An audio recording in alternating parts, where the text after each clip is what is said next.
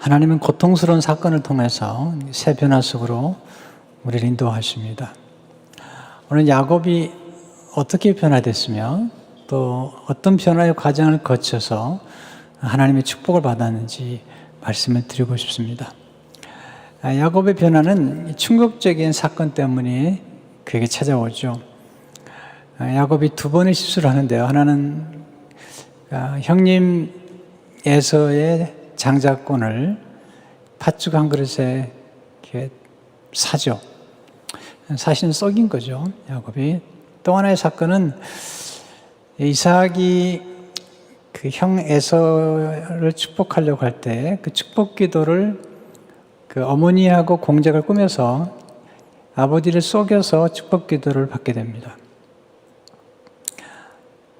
그 아버지 앞에 나갈 때 어머니가 만들어진 별미를 가지고 나가죠.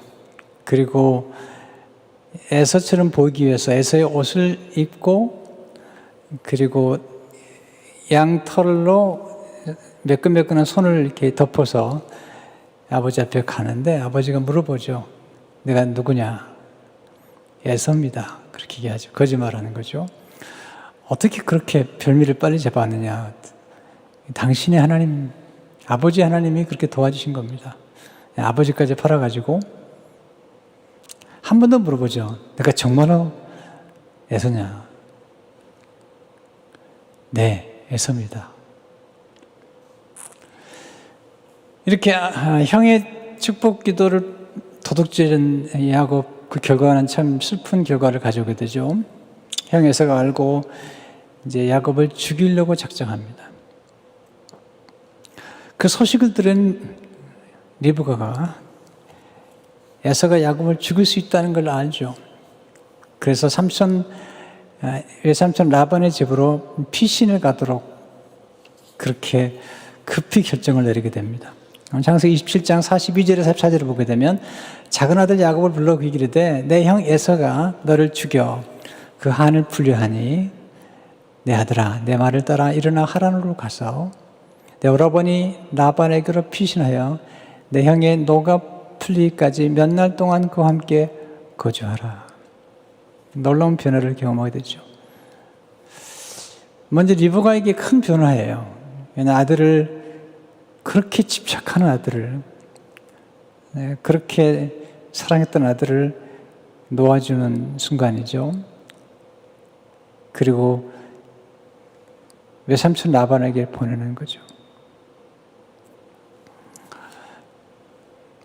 여기서 우리가 배우는 첫 번째 변화에 대한 교훈은 하나님은 놓아줌을 통해서 새 변화 속으로 들어가게 하시는 것입니다.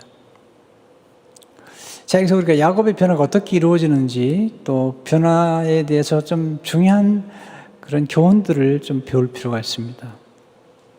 첫째로 변화는 생존의 여부가 달려있는 문제입니다.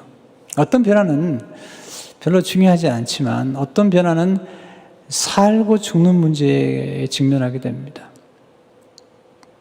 지금 이 상황은 만약에 야곱이 피신하지 않으면 죽어요. 변화하지 않으면 죽는 것입니다. 그래서 중요한 교훈이 있죠. 변화를 위해서는 현실을 직시하는 것이 필요합니다. 현실을 직시하는 것. 이게 쉽지 않습니다. 현실을 직시하는 것 쉽지 않습니다. 그런데 변화를 추구하려면 현실을 정말로 직시해야 되죠. 또한 변화를 위해서는 직면한 심각한 문제를 인정하는 게 필요합니다. 많은 분들이 이걸 인정하잖아요. 지금 문제는 심각한데 문제가 없는 것처럼 괜찮다고 그렇게 생각하잖아요. 변화는 문제를 인정하는 사람에게는 축복의 기회를 제공해 주는 것입니다. 리브가의 탁월한 점은 야곱의 어머니 리브가의 탁월한 점은 현실을 직시할 줄 알았고 그리고 문제를 정확하게 파악할 줄 알았다는 것입니다. 문제를 있는 그대로 보는 것 이게 쉬운 게 아니거든요. 괜찮다고 괜찮지 않습니다. 많은 분들이 그래서 어려움을 겪게 됩니다. 괜찮을 거라고 생각하지만 괜찮지 않습니다. 아니 어떻게 형이 동생을 죽이겠냐고 형제간에 성경을 읽어보세요. 성경은 정확하게 가인이 아벨을 죽이지 않습니까? 우리가 굉장히 중요한 원리를 배워야 됩니다. 성경은 정말 정확할 뿐만 아니라 우리 인생에 대해서 좀 더 정확하게 볼 필요가 있는 거거든요. 형제가 아니죠. 가인이 아벨을 죽였다니까요. 에서가 야곱을 죽일 수 있다니까요. 리브가는 그걸 아는 거죠. 그런 감각이 있는 거죠. 두 번째, 변화에서 가장 중요한 것은 타이밍이죠. 때를 놓치면 안 되잖아요. 리브가는 대단히 탁월합니다. 왜냐하면 이 때를 놓치면 둘째 아들이 죽을 수도 있다는 것을 아는 것입니다. 그래서 남편을 설득합니다. 에서가 이방 여인과 결혼하는데 야곱은 그럴 수 없다고. 친족에서 부인을 맞이하면 좋겠다고 설득을 하고 떠나보내죠. 그 모습이 오늘 본문 28장 10절의 말씀이죠. 야곱이 브엘세바에서 떠나는 것입니다. 하란으로 향하여 가더니 기가 막힌 이별이죠. 그러나 아주 적합한 타이밍이죠. 누가 와서 형제간에 그럴 일이 있겠냐고 좀 지나보자고. 아닙니다. 아들이 아버지를 죽일 수 있겠냐고. 장인어른이 어떻게 사이를 죽일 수 있겠냐고. 압살롬이 다윗을 반역하잖아요. 아버지를. 근데 다윗은 이 하나님이 쓰신 인물들을 보면요. 아주 이 분별력이 탁월합니다. 현실 감각이 탁월합니다. 압살롬이 자기를 죽일 수 있다고 알아요. 얼마든지. 본인이 경험했거든요. 장인어른이 자기를 죽이려고 10여 년 동안 괴롭힌 걸 아는데 아들이라고 그건 난 그렇게 얘기하면 안 되는 거죠. 그래서 다윗이 왕자를 탁 내려놓습니다. 과감하게 왕자를 떠납니다. 놓아버립니다. 왕의 자리를 놓고 도망갑니다. 사무엘하 15장 14절을 보게 되면 다윗이 예루살렘에 함께 있는 그의 모든 신하들에게 이르되 일어나 도망하자. 그렇지 않으면 우리 중 한 사람도 압살롬에게서 피하지 못하리라. 빨리 가자. 두렵건대 그가 우리를 급히 따라와 우리를 해하고 칼날로 성읍을 칠까 하노라. 빨리 도망가는 거예요. 여러분, 압살롬 같은 사람 만나면 빨리 도망가야 되는 거예요. 네. 우리가 좀 씨름하고 이렇게 좀 견딜 만한 사람이 있는가 하면 빨리 피해야 될 사람이 있는 거죠. 압살롬 같은 경우에 지금 이런 상황에서는 빨리 피할 수밖에 없잖아요. 물론 아들이긴 하지만 지금 도망가는데 다시는 도망가는 걸 부끄러워하지 않습니다. 여러분, 지혜로운 사람들은 이게 결정적일 때는요, 자존심이라는 게 필요 없는 겁니다. 무슨 자존심이 필요합니까? 지금 살고 봐야지. 다윗은 그런 자존심을 다 내려놓습니다. 아기스 왕 앞에서 그 죽지 않기 위해서 그는 미친놈 행세를 합니다. 이것이 다윗이 탁월한 겁니다. 감각을 빨리 파악한 것입니다. 그리고 이제 압살롬이 반역을 했기 때문에 도망가는데 그 도망가는 모습이 참 서글프죠.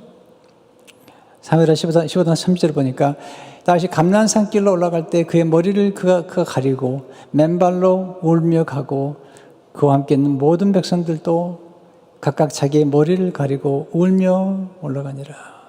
그 대단했던 다윗이, 골리앗 장군을 쓰러뜨리던 다윗이 이제 나이가 들었습니다. 아들은 못 이깁니다.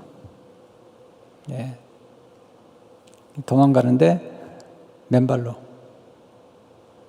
갑니다. 저는 다윗이 훌륭하다고 생각해요. 또 야곱이나 또 리브가가 굉장히 탁월하다고 생각해요. 만약에 이 타임을 놓치면 죽는 겁니다. 그래서 배우는 중요한 교훈들이 몇 가지 있죠. 변화의 타이밍을 잘 포착할 때 죽지 않고 살아남을 수 있습니다. 또한 변화의 타이밍을 잘 포착할 때 많은 손실을 줄일 수가 있습니다. 많은 분들이 제가 사업하는 분을 지켜보면은 멈춰야 되는데 안 멈추다가 더 많이 잃어버려요. 물론 거기 대단한 분별력이 필요하지만 네, 결정적인 순간에 결정적으로 내려놔 버리면 많은 것을 잃지 않고 어느 정도만 읽고 끝낼 수 있는데 그걸 놓칠 때가 많아요. 내려놓을 때는 과감하게 내려놔야 되는 거죠. 어제도 한 분하고 통화를 했는데, 저희 교회는 아닙니다만은 통화했는데, 목사님 좀 지켜보다가 끝내려고 그래요. 네, 아직 줄였는데 아직 끝내려고 그래요. 네, 그럴 필요도 있죠. 때로는. 왜냐하면 더 붙잡았다 더 많은 걸 잃어버릴 수 있기 때문에. 어떤 건 기다려야죠. 물론 견뎌야죠. 그러나 어떤 경우에는 분별력이 필요하죠. 놓을 건 놔버려야 되거든요. 변화의 타이밍을 잘 포착할 때 재기의 기회를 마련할 수 있는 거예요. 야곱이 다시 돌아오잖아요. 나중에. 또 다윗도 다시 왕에 올라가잖아요. 변화의 타이밍을 잘 포착할 때 위기를 기회로 만들 수가 있는 겁니다. 이 타이밍이 모든 걸 결정하는 데 중요한 것입니다. 특별히 지도자는 이 타이밍에 아주 민감해야 됩니다. 세 번째, 세변은 놓아줌을 통해 시작되죠. 리브가가 야곱을 놓아주잖아요. 야곱도 장자권은 다 내려놔 버립니다. 놓아주는 거죠. 놓아줌이 굉장히 좋은 거고 지혜로운 것입니다. 놓아줌은 집착을 내려놓음으로 경험하는 자유입니다. 네. 집착은 쓰레기를 만든다고 그러잖아요. 이 집착을 내려놔 버리면 더 놀라운 자유를 경험하잖아요. 우리는 무엇이든지 집착하는 것은 노예가 되는 겁니다. 하나님이 좀 내려놓으라는 것입니다. 하나님이 아브라함에게 이삭을 놓아주라는 겁니다. 네. 여러분, 아프리카에서 원숭이를 잡는 법은 간단하다고 그러더라고요. 이게 바구니 같은 데다가 원숭이가 좋아하는 바나나를 넣어놓는 거죠. 그리고 그 위에 그 손을 집어넣는 그 구멍을 조그맣게 만들었는데요. 이 바나나를 먹으려고 집어넣어서 바나나를 잡잖아요. 그리고 손을 빼는데 안 나오죠. 바나나가 기니까. 바나나를 놓으면 자유인데 넣지 않고 있다가 잡히는 거죠. 또 놓아줌을 통해서 우리는 새롭게 성장할 수 있죠. 놓아짐이 없으면 성장하지 못해요. 자녀는 어머니의 놓아짐을 통해서 그런 성장하죠. 엄마가 이제 자녀를 잉태하고 출산하잖아요. 출산할 때 탯줄을 끊죠. 이 탯줄을 끊는 게 놓아주는 거예요. 이제 그때부터 놓아주는 훈련을 하는 것입니다. 나중에 학교 가죠. 놓아주는 거죠. 나중에 이제 드라이브 라이선스를 받잖아요. 이게 놓아주는 거죠. 어릴 적에 자전거 타는 법 가르치잖아요. 뒤에서 붙잡다가 놓아주죠. 그러면서 그런 거죠. 또한 놓아주면 과거에 익숙한 것들과 결별하는 것을 의미하죠. 놓아주는 것만큼 미래가 열리는 것입니다. 어떤 분은 떠나간 사람들을 이렇게 잘 놓아주지 않는 분들이 계세요. 놓아주세요. 이미 떠나갔는데 어떻게 합니까? 여러분, 떠나간 사람들을 떠나보내세요. 온전하게 떠나보내세요. 그래야지 새로운 일이 벌어지는 거예요. 전 다윗이 훌륭하다고 생각해요. 다윗이 밧세바와 동침하고 먼저 아들을 낳잖아요. 하나님이 데려가시죠. 데려가신다고 그러죠. 아들이 병들었죠. 그러니까 아들을 위해서 금식하며 기도합니다. 근데 결국 하나님 데려가시죠. 금식하며 기도했던 다윗이 신하들이 보니까 왕이 금식하면서 기도하는 거예요. 근데 아들이 죽죠. 아들이 죽으니까 다윗이 딱 일어나서 옷을 입고 밥을 먹습니다. 신하들이 깜짝 놀랍니다.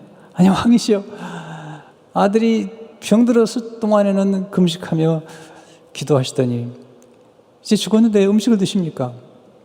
다윗이 아주 놀라운 얘기를 하죠. 그는 떠나갔으며 돌아올 수 없는데 이제 그냥 무엇을 할 수 있으랴? 내가 그에게 갈 수 있지만 그런 에게 올 수 없지 않느냐? 그 음식을 먹죠. 그러니까 하나님은 솔로몬을 주시죠. 아니, 이미 떠난 사람인데. 자, 영적으로도 마찬가지. 옛자를 낳아야지 새로운 자를 만나는 거잖아요. 옛사람을 놓아버려야죠.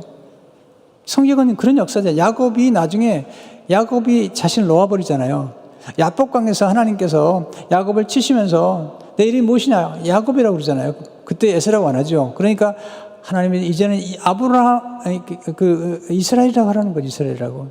새롭게 태어나는 것이죠. 아브라함도 아브라함으로 바꾸잖아요. 아브라함을 낳아줘야지 아브라함이 되는 겁니다. 사례를 낳아줘야지 사라가 되는 것이죠. 하나님의 원리입니다.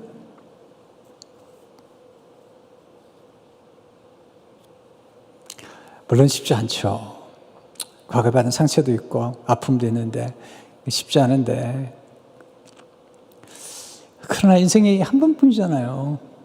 한 번뿐인데, 아니, 20년 전, 30년 전에 그런 사건이나 글을 가지고 내가 지금 끌을 안고 살 필요가 없잖아요. 그게 예수 믿는 사람들이 왜 그래요? 특별히 또.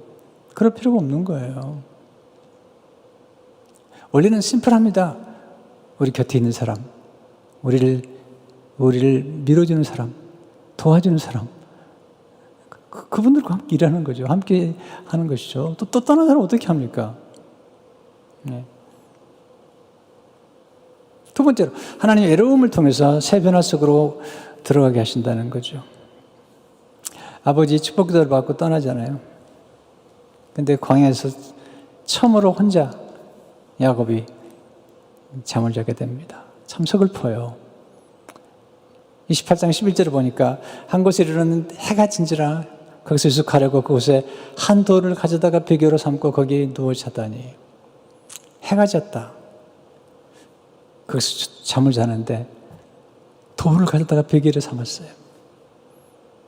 어머니 품에서 그렇게 잘 지냈던 야곱이 이제는 지팡이 하나만 가지고 있는 거죠. 제가 야곱의 생애를 인물 강의를 한 적이 있습니다. 공부하는 중에 어떤 분이 글을 썼더라고요. 전승에 의하면 야곱이 길을 떠날 때 어머니가 음식도 싸주고 또 이렇게 보따리에다 싸줬을 거라는 거예요.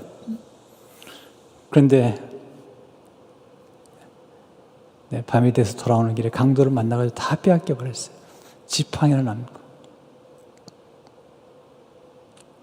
그래서 누웠는데 돌베개를 하고 누운 거죠. 하늘을 보니까 별이 가득 찬 거죠. 여러분, 사막이나 광야에서 보는 별은 대단하더라고요. 근데 그게 아름답게 보이지 않아요. 가득 찬 별 사이에 엄마가 보입니다. 엄마, 리브가가. 눈물이 쏟아집니다. 이불도 없습니다. 하늘에 이불 삼아 누워서 눈물이 쏟아지고 잠이 들었는데 하나님이 나중에 찾아오시죠. 그래서 외로움이라는 게 굉장히 중요한 것입니다. 외로움은 우리를 자기 자신과 대면하도록 도와줍니다.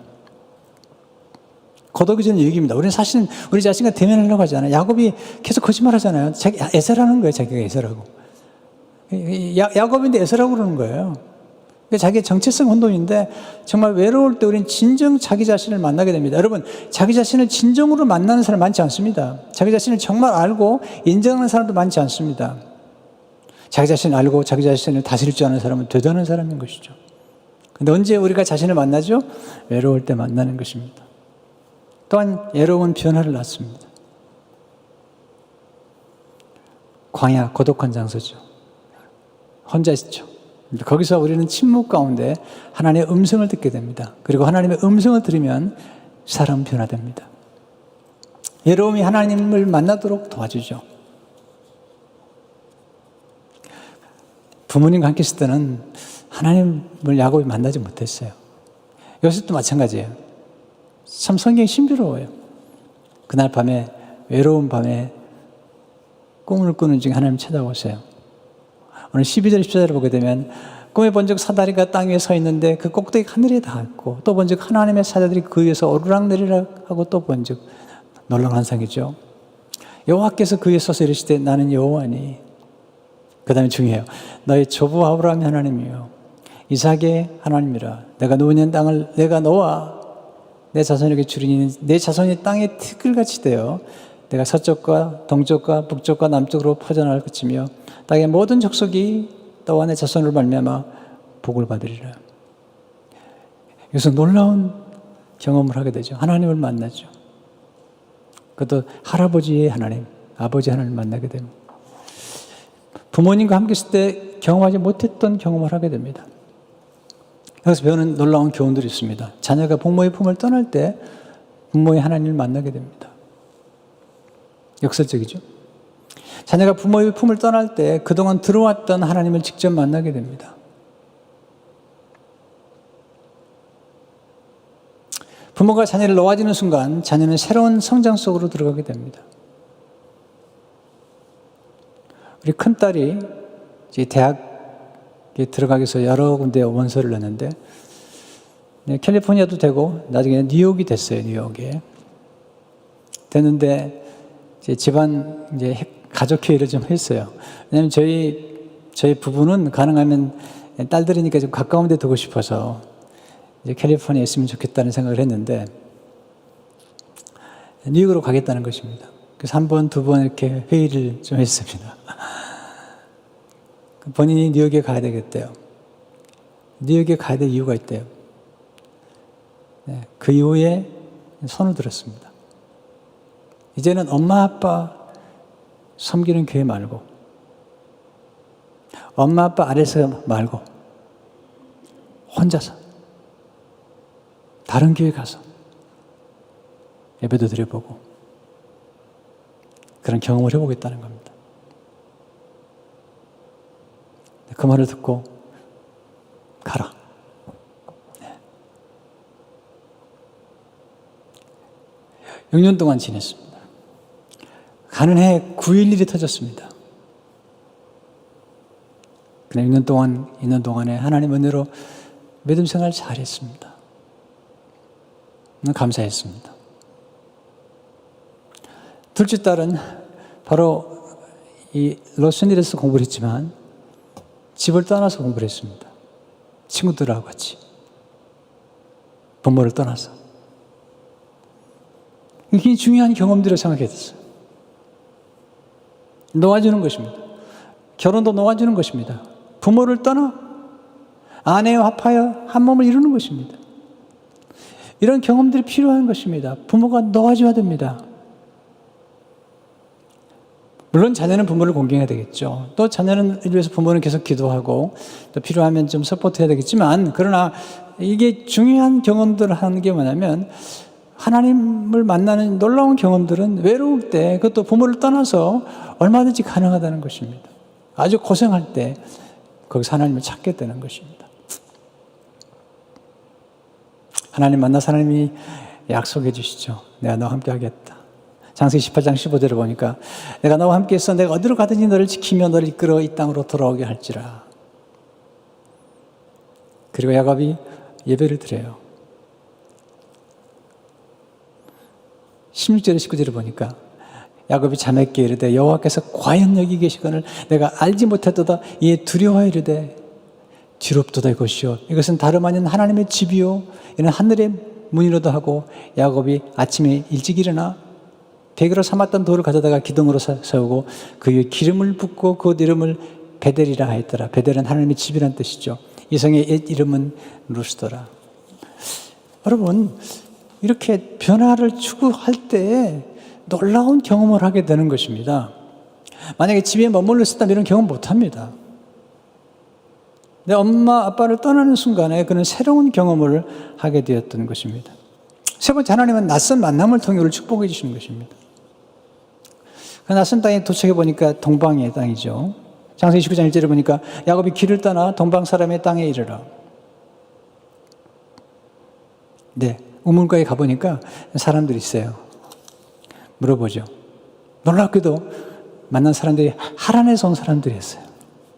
그래서 물어보죠. 나홀의 손자 라반 아는지. 그랬더니 그 딸이 지금 오고 있다고. 딸 라헬이 지금 양떼를 먹이러 오고 있다고.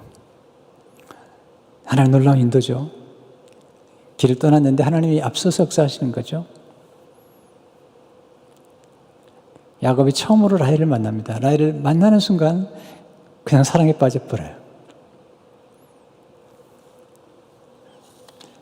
이 야곱은 굉장히 빠른 사람이에요. 감각이 빠르고 그래가지고 라헬을 보자마자 막 입을 맞추고 막 울기도 해요. 울기도. 별 남자 다 봤어요. 만나자마자 울어요. 막.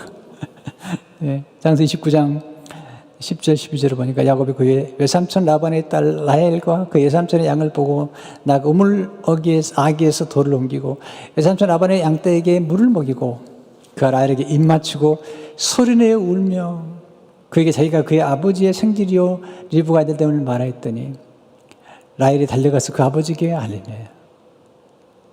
대단해요. 만나자마자 입을 맞추고 막 울고 야곱 대단한 사람이죠. 또 라헬도 재밌어요. 또 달려가요. 또 나중에 보니까 라반도 달려와요. 이 식구들은 다 달려다니는 사람들이에요. 네, 13, 14절을 보세요. 라반이 그의 생질 야곱의 소식을 듣고 달려와서 그를 영접하여 안고 입맞추며 자기 집으로 인도하여 들으니 야곱의 자기의 모든 일을 라반에게 말하며 라반이 이르되 너는 참으로 내 혈육이로다 하였더라. 저는 하나님이 쓰신 인물들의 특징이 몇 가지 있는데 그중 하나가 성경에 보면 열정입니다. 열정과 갈망. 대단한 열정과 갈망을 가졌어요. 한 달 좀 지났죠? 라반이 얘기해요. 그냥 집에서 일 좀 해라. 품삯을 정하자. 그랬더니 품삯 필요 없습니다. 라헬을 주십시오. 왜냐하면 삼촌 라반의 집에 올 때 그가 부모님께 들었던 얘기는 뭐냐면 외삼촌 집에 가서 아내를 맞이하라는 거거든요. 목표 지향적이죠. 한 가지예요. 아내를 맞이하는 거죠.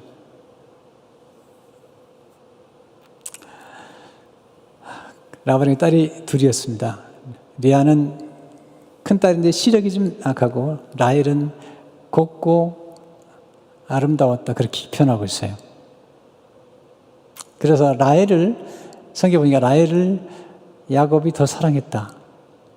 이 표현이 재밌어요. 레아를 싫어했다는 얘기를 하지 않고 라헬을 더 사랑했다. 그렇게 얘기해요. 그러면서 라헬을 위해서 제가 7년 동안은 섬기겠습니다. 품삯 받지 않고. 라반이 허락하죠.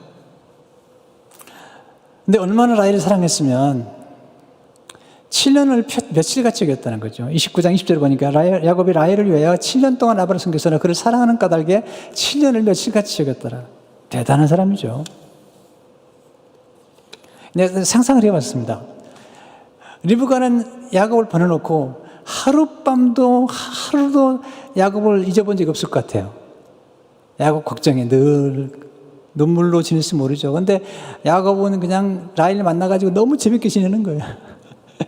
이게 남자들입니다. 이게 아들 키워놓으면 이렇습니다. 네.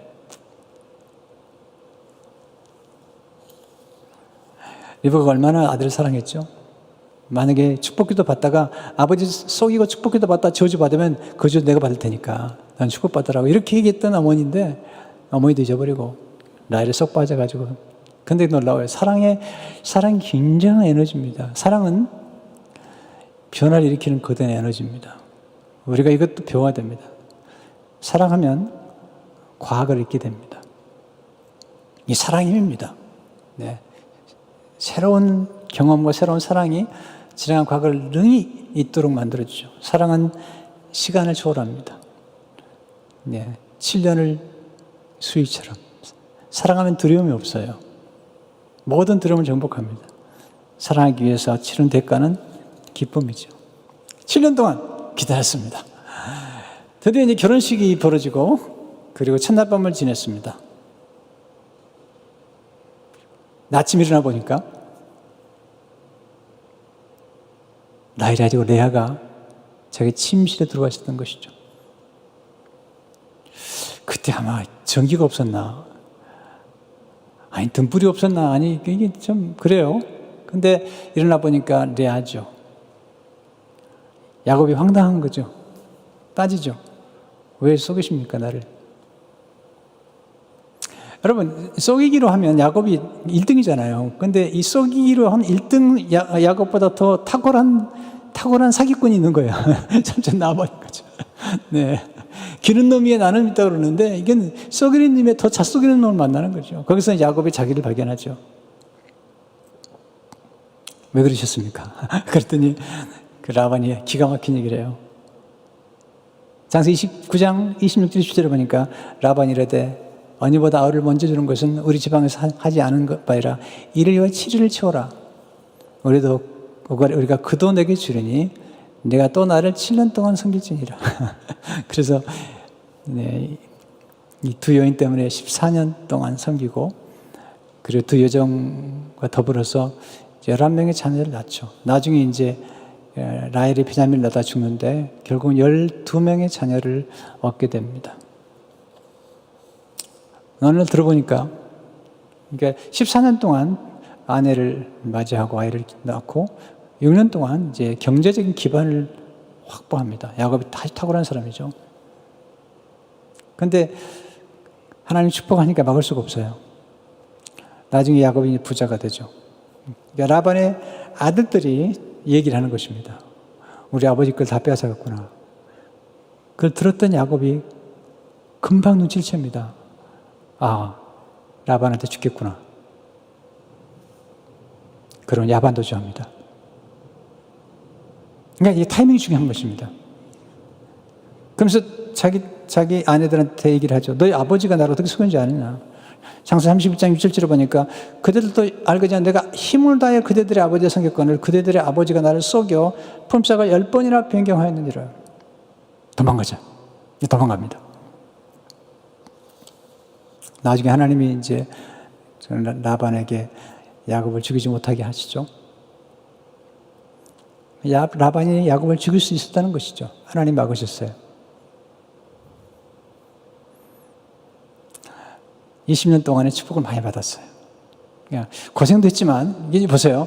이게 새로운 변화 속에 들어갔을 때, 거기서 하나님의 인도를 잘 받으면 20년 동안에 자녀 낳고 결혼하고, 그리고 이제는 굉장히 돈도 많이 번 거예요.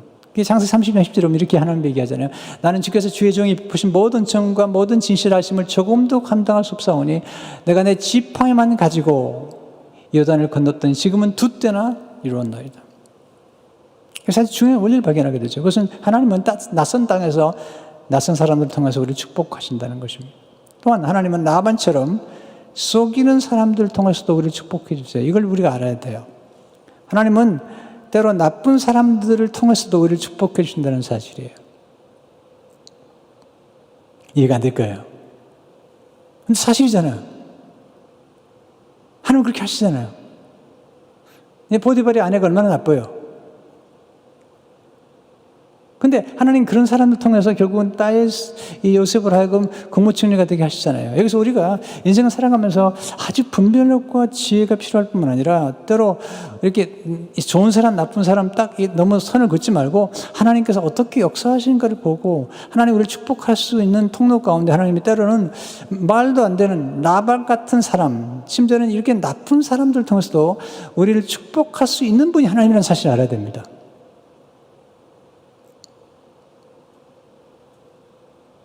이걸 알면요, 인생이라는 게 굉장히 달라집니다. 지나가 보니까 그런 것 같아요. 인생 지나가 보니까 때로는 참 나를 괴롭혔던 사람 때문에 내가 잘 된 거, 그런 경험을 많이 했거든요. 나를 괴롭힌 사람 때문에 내가 잘 됐고, 참 소위 말하면 나쁜 사람들 때문에 제가 좀 복을 받았어요. 하나님께서 그런 사람들을 통해서 저를 축복하신 거예요. 물론 좋은 분도 많이 만났습니다. 좋은 분들도 저를 축복해 줬지만 때로는 이렇게 라반 같은 사람들을 통해서도 제가 복을 받았거든요. 또 그렇게 하는 역사하시잖아요. 야곱도요.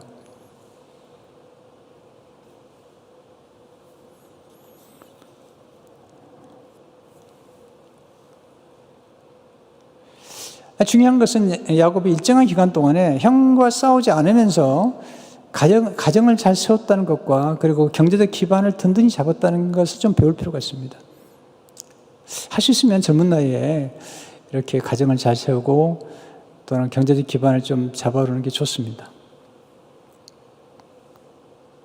물론 이제 하나님은 나이를 초월하기 때문에 거기 매이면 안 되지만 요셉도 30살에 다윗도 30살에 이렇게 하나님 하신 일들 보면 그렇기도 하잖아요. 그러나 또 아브라함은 75세에 부르시기 때문에 거기에 딱 매일 필요는 없지만 하나님 역사를 그럼에도 불구하고 가능하면 젊은 때에 일정한 기반을 잡아놓고 가정이 안정이 되고 그러면 그 다음 일을 할 수가 있는 거거든요. 그래서 우리가 1세들은 좀 고생하더라도 우리 2세들의 경우는 가능한 빨리 우리보다 자리를 잡도록 도와줘야 됩니다. 아니, 그게 가능하더라고 보니까요.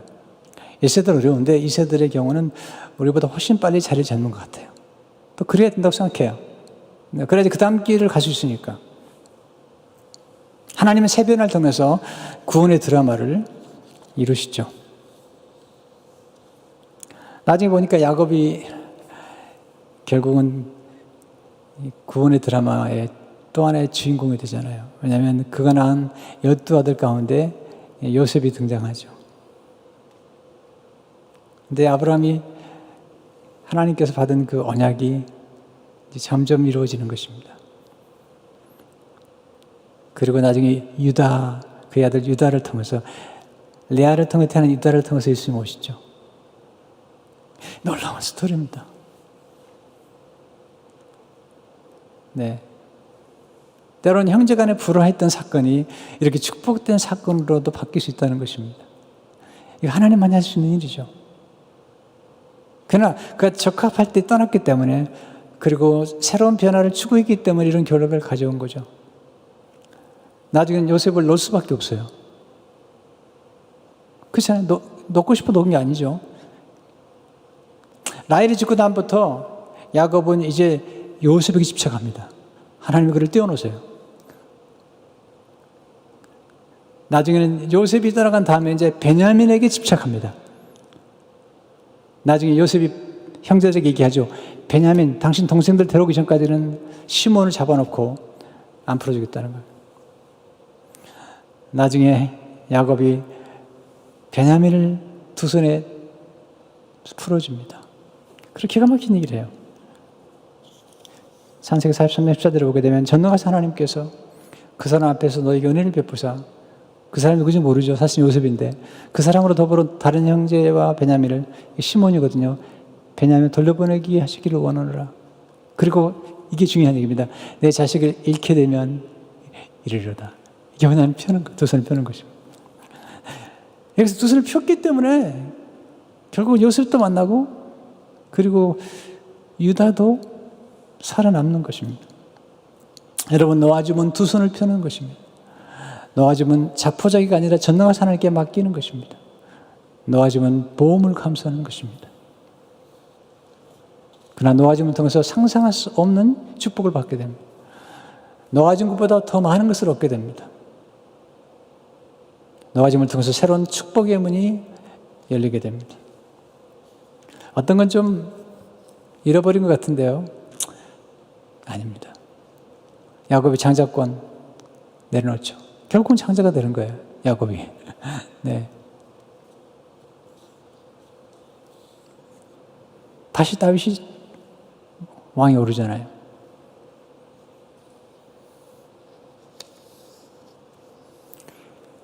여러분, 하나님 아버지께서 아들을 내어주셨어요. 이렇게 하나님의 아들 독생자를 이렇게 놓아주셨어요. 이 땅에 오셨죠. 어디에? 십자가에 놓아주셨어요. 예수님이 십자가에서 손을 펴셨어요. 십자가는 놓아주는 것입니다. 그러면 예수님께서 만왕의 왕이 되시잖아요. 원래 하나님이신데 만주의 주로 이제 알려지신 것입니다. 왜 우리 십자가를 나가죠? 십자가는 놓아주는 거예요. 우리 과거를 놓아주는 거예요. 우리가 집착하는 것을 놓아주는 것입니다. 우리 애자를 놓아주는 것입니다. 그때 우리는 새로운 역사가 나타나는 것입니다.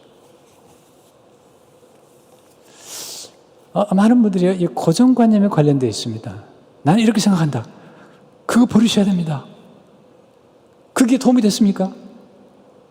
나는 이렇게 생각한다는 게 도움이 됐습니까? 여러분 생각 가운데? 아니, 여러분이 만나는 사람들도 때로는 좀 변화를 줄 필요가 있습니다. 어떤 분들 만나는 사람이 꼭 고만한 사람들 만납니다. 그러니까 변화가 안 일어나는 거예요. 새로운 생각과 새로운 만남과 새로운 태도와 새로운 관점만이 새로운 역사를 경험하도록 만들어주는 것입니다. 어떤 너무 안타까울 때가 있습니다. 조금 변화를 줘야 되는데. 여러분, 사마리아 여인이 예수님 만나면서 물이 바뀐 거죠. 이 물이 뭐라는 거지? 만남이죠, 말이에요. 격이 바뀌어. 인생의 격이, 예수님 만나고 나면 격이 바뀌는 것이죠. 오늘 이 말씀이 참 여러분에게 축복이 되기를 바라요. 그리고 우리 삶이 변화라는 것은 필수적입니다. 그리고 중요한 건 타이밍입니다.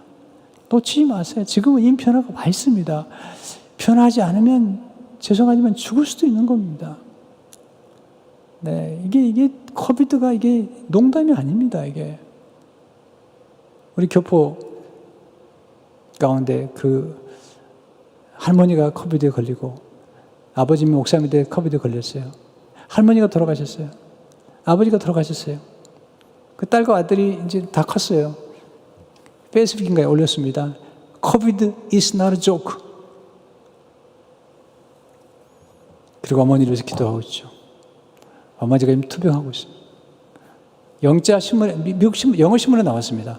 코리아타운에 있는 사건에 대해서 쭉 사진까지 나왔습니다.